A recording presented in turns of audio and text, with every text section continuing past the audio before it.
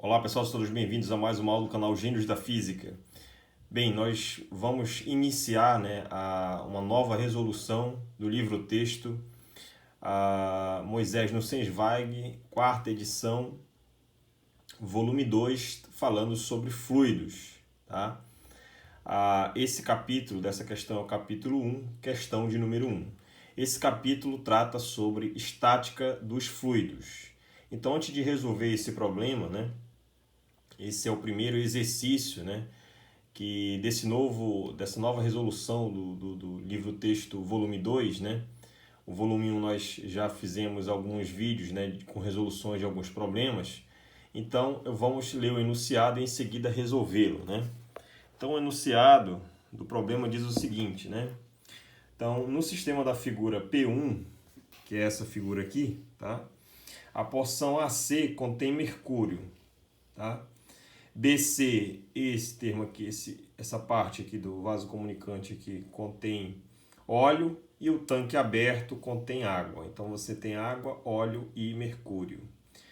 As alturas indicadas são, então esse H0 vale 10 centímetros, H1 vale 5, e H2 vale 20. E as densidades relativas em relação à água, do mercúrio é 13,6, do óleo a 0,8. Determine a pressão no ponto A em ATM.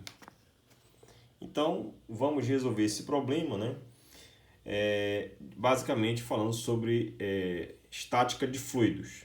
Então, você tem aqui o mesmo desenho, Eu coloquei alguns pontos a mais, Além dos pontos B, C e A, eu coloquei um ponto D e o ponto E, tá? Chamei aqui a altura H0, H1 e H2. Aqui ρ0, a densidade da água, ρ1, a densidade do óleo e ρ2, a densidade de mercúrio. Então, aqui no tanque aberto tem a pressão atmosférica. Então, a gente sabe que a pressão no ponto E ela é idêntica à pressão no ponto B, já que eles estão no mesmo nível, em relação à horizontal, eles estão na mesma altura, Aqui comparável aqui com esse nível aqui da interface entre o ar e a água. Então, o ponto E e o ponto B têm as mesmas pressões. Então, se eu quiser calcular a pressão em B, basta calcular a pressão em E, que é a pressão atmosférica mais a pressão hidrostática, que é ρ0 G H0. Está aqui, ó. G é a gravidade do local, tá? A pressão em B, veja, para você determinar a pressão em E, você teve que somar a pressão atmosférica mais essa pressão do fluido. A mesma coisa você pode calcular a pressão em C. Então, a pressão em C, pessoal, vai ser a pressão em D, que está nesse nível, mais essa variação de altura, que é ρ1 GH1. Então, a pressão em C é a pressão em B mais essa pressão desse fluido, em relação a essa altura, que é ρ1 GH1. Tá? A pressão em C é idêntica a D. A pressão em C é idêntica a D. Mas qual é a pressão em D? A pressão em D é a pressão em A, que é um tubo fechado aqui, mais esse nível, esse desnível aqui de altura no mercúrio. Então, vai ser a pressão A mais ρ2 GH2, isso aqui é equivalente à pressão em D. E a pressão D é igual a C. Então, a pressão em C é igual a D e a pressão em D é a pressão A mais ρ2 GH2. Então, quem é a pressão D é a própria pressão em C, eu pego esse valor e substituo aqui. E a pressão em B, eu pego esse resultado e substituo aqui. Quando você faz isso, nós vamos ter essa expressão. E aí você isola a pressão em A. A pressão em A vai ser pressão atmosférica. Você coloca em evidência o G, esse camarada tá mais, vai para o outro lado menos. Coloca G em evidência, fica ρH0, ρH1 menos ρH2. Só que o que ele me deu, não foi as densidades absolutas de cada um dos fluidos. O que ele me deu foi as densidades relativas. Então, a gente sabe que uma densidade relativa é, por exemplo, no caso 2, do mercúrio. Então, a densidade relativa, que foi esse valor que ele me deu, ρ2' e o ρ1', que eu estou chamando aqui, o que é a densidade relativa? Em relação ao mercúrio, vai ser a densidade do mercúrio em relação a ρ0, que é a água, tá? E já a densidade do óleo em relação à água dá a densidade relativa, que é 0,8 e aqui é 13,6.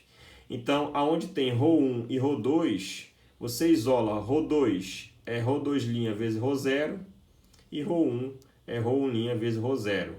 Então, aqui você substitui para ρ1 esse produto, para ρ2 esse produto. E aí, todos eles terão ρ0. Eu posso colocar em evidência. Então, fica ρ0G, e aqui o que sobra é H0 mais ρ1' H1 menos ρ2' H2. Com essa equação, né, nós podemos perceber que a pressão em A ela depende da pressão atmosférica, a densidade da água, G, que é a gravidade do local, e os desníveis, né, as alturas aqui em cada uma dessas três situações, tá? E também das densidades relativas do óleo e do mercúrio. Com esses dados, que eu já sei que foi dado, né, a pressão atmosférica, tudo no SI é 10 a quinta Newton por metro quadrado, ρ0 é 10 a terceira quilograma metro cúbico, G 9,81 metros por segundo ao quadrado, a densidade ρ1', né, é 0,8. Perceba que quando você divide a densidade relativa, é uma densidade dividida por outra. Então, a densidade relativa vai dar um número adimensional, não tem dimensão, é só o valor. Aqui é 0,8, aqui é 13,6, então não tem dimensão nenhuma. ρ1 é 0,8, ρ2 é 13,6, o H0 dá em centímetros, 10 centímetros convertendo para metro, multiplica por 10 a menos 2. Aqui 5 centímetros para metro, multiplica por 10 a menos 2, 20 centímetros, multiplica por 10 a menos 2, transforma em metros. Todos esses resultados estão no SI. Quando você substitui aqui, faz a multiplicação, subtração, faz a simplificação, você encontra a pressão em ar de 0,75 vezes 10 a quinta Pascal, tá? 1 Pascal é 10 a quinta Newton por metro quadrado, né? Que é a unidade aí do SI, tá? Então, você pode transformar agora 0,75 vezes 10 a quinta Newton por metro quadrado em ATM, né?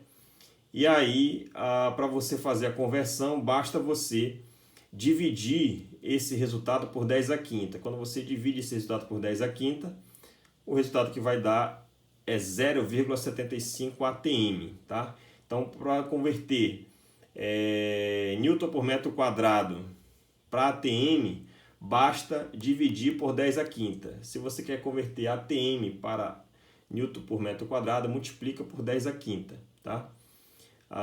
Então você divide por 10 a quinta, o resultado vai dar 0,75 ATM a pressão no ponto A, tá certo? Espero que todos tenham gostado. Até mais e bons estudos!